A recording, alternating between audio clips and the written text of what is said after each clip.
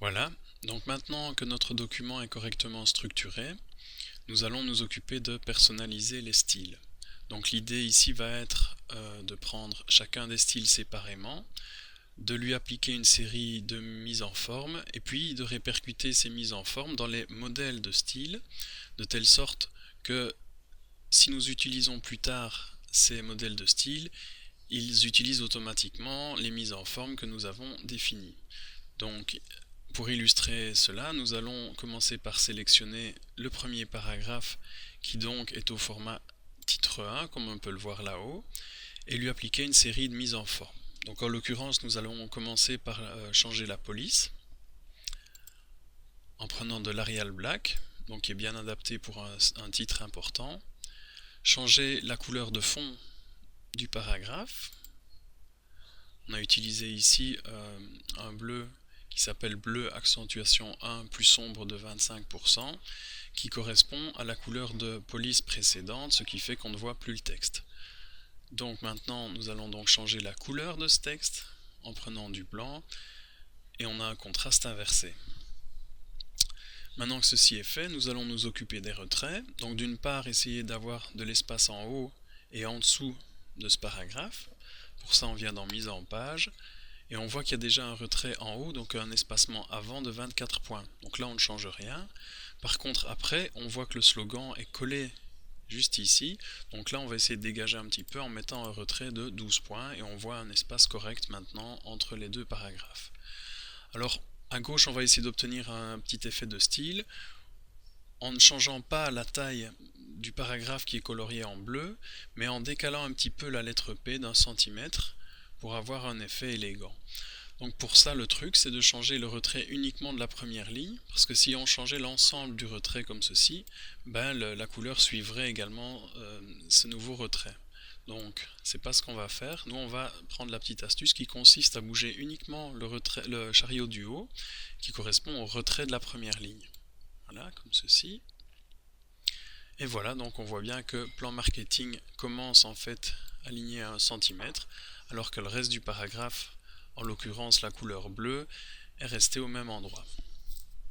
Voilà, donc on juge à ce moment-là que notre style pour le titre 1 est correct. Il ne nous reste plus qu'à répercuter tous ces changements de mise en forme dans le modèle ici en haut. Donc pour ça, on clique droit de nouveau là-haut, mettre à jour titre 1 pour correspondre à la sélection. On voit que d'une part, on voit maintenant les couleurs inversées, la police en gras sur le styliste ici, et également que l'autre paragraphe qui était à ce format-là s'est vu doté des mêmes paramètres. On va attaquer le suivant, donc qui était, je vous le rappelle, le slogan, et qui comporte le style en phase intense. Donc le seul changement que nous allons opérer ici, c'est d'augmenter la taille à 16 points. Donc maintenant, nous allons propager ce changement, et on voit que le style en phase 1 n'est pas sur la palette là-haut, ce qui va être pour nous l'occasion de voir une autre manière de mettre à jour le style.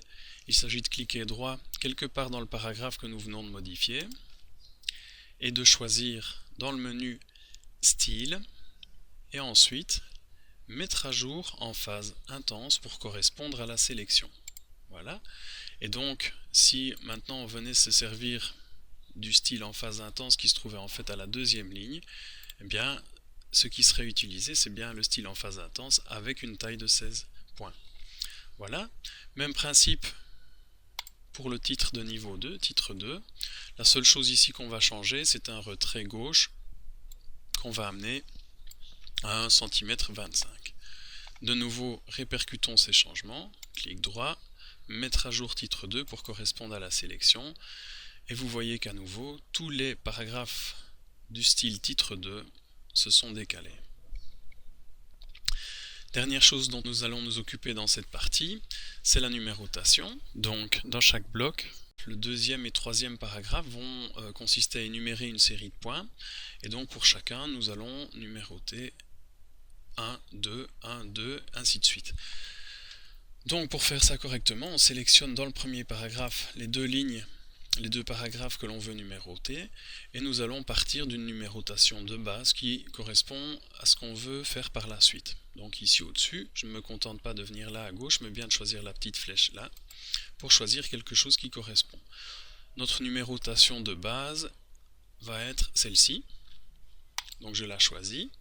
Alors par rapport à ça, ce qui ne me convient pas tout à fait, les deux choses que j'aimerais bien modifier, c'est que les numéros, j'aimerais bien les avoir en gras, et j'aimerais bien également que la numérotation commence non pas ici, mais bien commence à 0 cm, donc alignée sur le reste des éléments ici. Donc pour faire ça, je vais venir changer mon prototype de numérotation en venant dans ce petit élément liste à plusieurs niveaux, dans cet outil liste à plusieurs niveaux. Et dans le menu qui apparaît, nous allons donc définir une nouvelle liste à plusieurs niveaux. Voilà. Donc on voit ici tous les niveaux qu'on pourrait personnaliser. Évidemment, notre liste de numérotation à nous ne va comporter qu'un seul niveau, et donc c'est ce seul niveau que nous allons personnaliser. Donc première chose, s'arranger pour écrire en gras, donc police gras. Voilà. Et la deuxième chose qu'on voulait, c'était modifier les retraits. Donc l'alignement correspond au placement à gauche. Donc on a vu ici le retrait qui s'est modifié. Et ensuite le retrait du texte, donc qui correspond aux deux lignes en noir ici, qu'on va amener à 1 cm. Donc on les a vus se décaler un petit peu. Voilà. On valide. Et on voit que ce qu'on a désiré a été appliqué, c'est-à-dire qu'on a bien les numéros qui commencent à 0 cm, qu'ils sont en gras, et que le corps du texte proprement dit se trouve bien à 1 cm ici en dessous. Maintenant que nous nous sommes servis donc du choix définir une nouvelle liste à plusieurs niveaux, il nous suffit pour la suite de venir choisir le bouton principal de la numérotation, et on voit que le style utilisé est bien celui que nous venons de définir.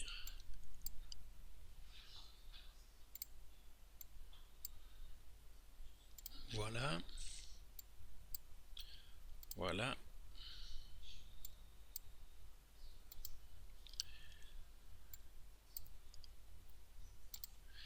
Et enfin les deux derniers. Voilà. Une dernière chose à noter est que si nous désirons utiliser ce type de numérotation ultérieurement donc dans d'autres documents et non pas uniquement dans celui-ci, la procédure serait de venir ici de nouveau et de choisir le niveau de liste que l'on utilise, donc la liste dans le document actuel, et de cliquer droit dessus pour l'enregistrer dans la bibliothèque de liste. Donc cette bibliothèque de liste qui apparaît ici au-dessus comporte tous les prototypes de numérotation qui seront accessibles quel que soit le document que l'on crée, à savoir tous les documents que l'on créera ultérieurement. C'est pas ce que nous allons faire ici.